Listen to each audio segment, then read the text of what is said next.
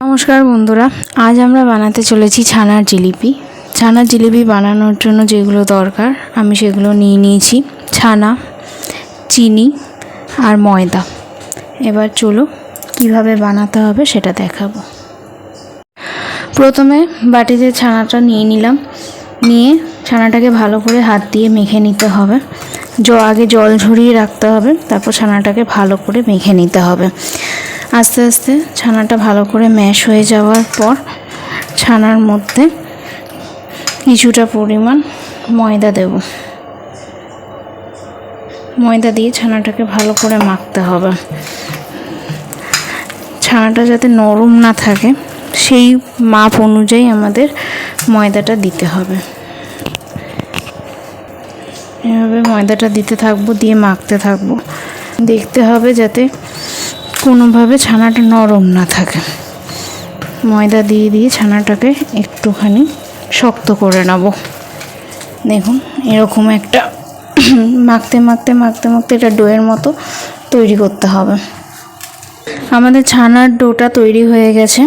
এবার ছানার জিলিপির আকার দেব। দেখুন কিভাবে দিই। প্রথমে এইভাবে নিতে হবে, নিয়ে ভালো করে একদম লম্বাটে করতে হবে।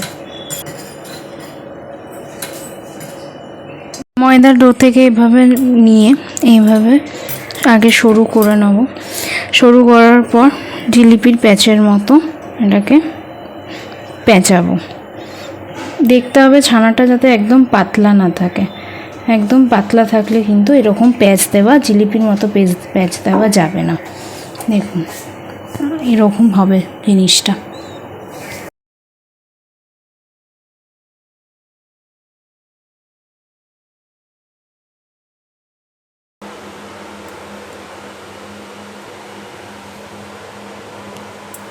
সবকটা ছানার জিলিপি এইভাবে সুন্দর করে আকার দিয়ে তৈরি করে নিলাম। এবার ছানার জিলিপিগুলোকে গরম তেলে ভাজার পালা। আমরা কড়াইতে তেল দিয়ে দিলাম, সাদা তেল ব্যবহার করছি এখানে। তেলটা ভালো করে গরম হয়ে গেলে একে একে যে ছানার জিলিপিগুলো তৈরি করে রেখেছিলাম এইগুলো তেলের মধ্যে দিয়ে এগুলোকে ভেজে ফেলবো। তেল আমাদের গরম হয়ে গেছে। এবার আমরা তেলে একে একে এই ছানার জিলিপিগুলো ছেড়ে দেবো।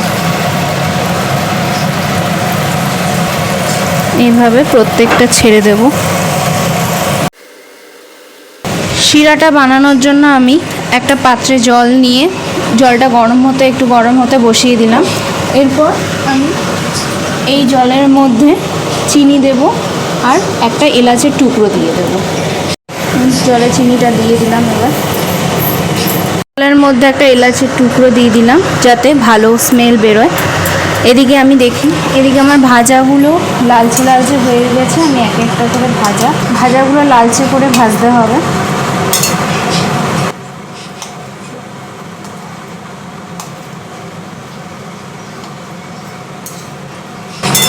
প্রত্যেকটা ভাজা আমি করে উল্টে দেবো। আমাদের জলে চিনিটাও ফুটছে, শিরাটা হবে। এইগুলো ভাজার পর এইগুলো আমি শিরার মধ্যে এক এক করে দিয়ে দেব।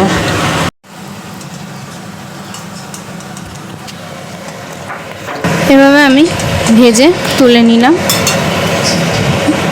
দিয়ে বাকিগুলো ছেড়ে দিলাম আবার তেলে। একে একে এগুলো ভেজে নেব।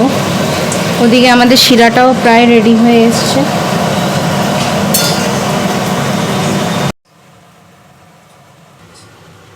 শিরা রেডি হয়ে গেছে।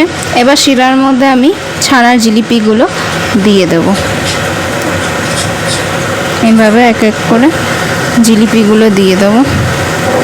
ছানা জিলিপিগুলো আমি শিরায় সবকটা দিয়ে দিলাম। এবার একটা চামচের সাহায্যে একটু জিলিপিগুলোকে নেড়ে ছেড়ে দেব যাতে জিলিপিগুলো শিরার মধ্যে ভালো করে।